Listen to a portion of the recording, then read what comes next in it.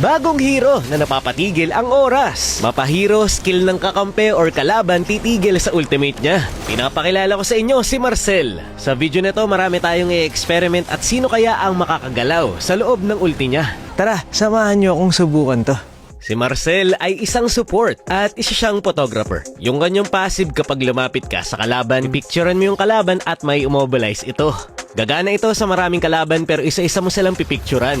Kapag gumana rin nga pala ang iyong passive, magkakaroon ka ng shield at mabibigyan din ng shield yung kakampi na malapit sa'yo. True damage ang naibibigay ng passive nito at nakakount din as basic attack. Yung kanyang skill 1 naman kapag pinindot mo, may iikot na film kay Marcel at after 2.5 seconds, yung mga tatamaan nito ay may immobilize.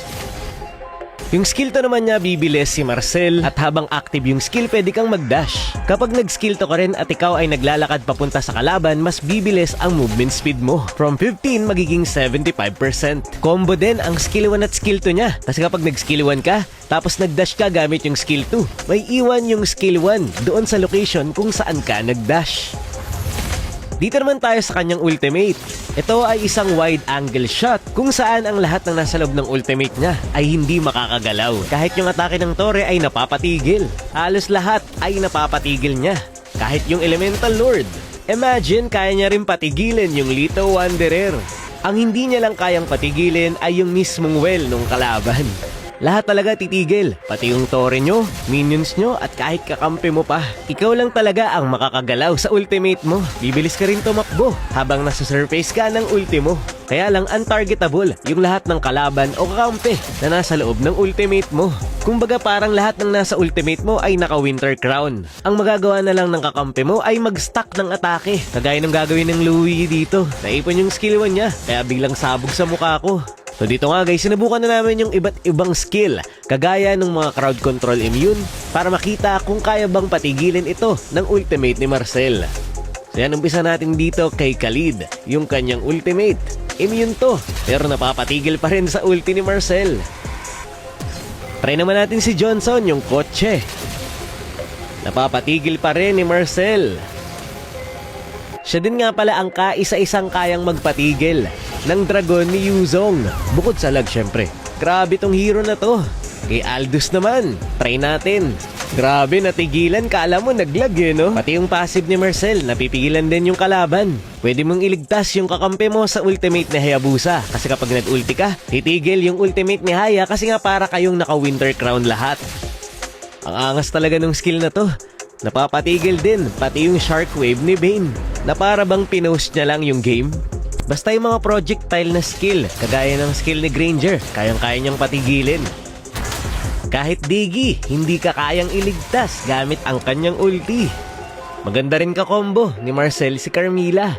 Kasi kapag nakalink, tapos na ultihan ni Marcel yung isa, kahit yung nasa labas ay mapoprozen din. Titigil din ang heal ng ulti ni Estes kapag nasa loob ka ng ultimate ni Marcel. Ang angas ng flame shot to, parang Cyro edit kapag napadaan sa ulti ni Marcel. Pati lahat ng skill ni Bea hindi talaga gagalaw sa ulti niya. Pero isa sa makakagalaw sa ultimate ni Marcel ay etong si 1-1. Untargetable kasi si 1-1 habang naka-ultimate.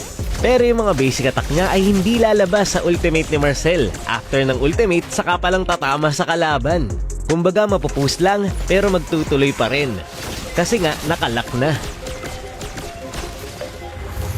For some reason, yung ultimate ni Akai ay tuloy-tuloy pa rin sa pag-ikot kahit siya ay naultihan ni Marcel. At take note, hindi mo pa rin siya pwedeng lapitan habang naka-ulti. Si Gatot, nakakalapag din kapag tumalon galing sa ultimate. Yung hook ni Franco, nagtutuloy-tuloy din kahit mapadaan sa ultimate ni Marcel. Tapos, kapag nasa labas ng ultimate ni Marcel, yung hinok mo, at ikaw ay naglakad palayo, madadala mo ito sa Torre. Ang angas nga ng skill ni Chang'e dito. Tumutuloy yung animation pero yung magic sarap ay naiipon. Isa sa madayang combo ay ang Eve tapos Marcel. Kapag naka-ultimate si Eve, kahit siya ay nasa loob ng ultimate ni Marcel, makakapindot pa rin siya sa kanyang ultimate. So hindi matatamaan si Eve pero makaka-atake siya.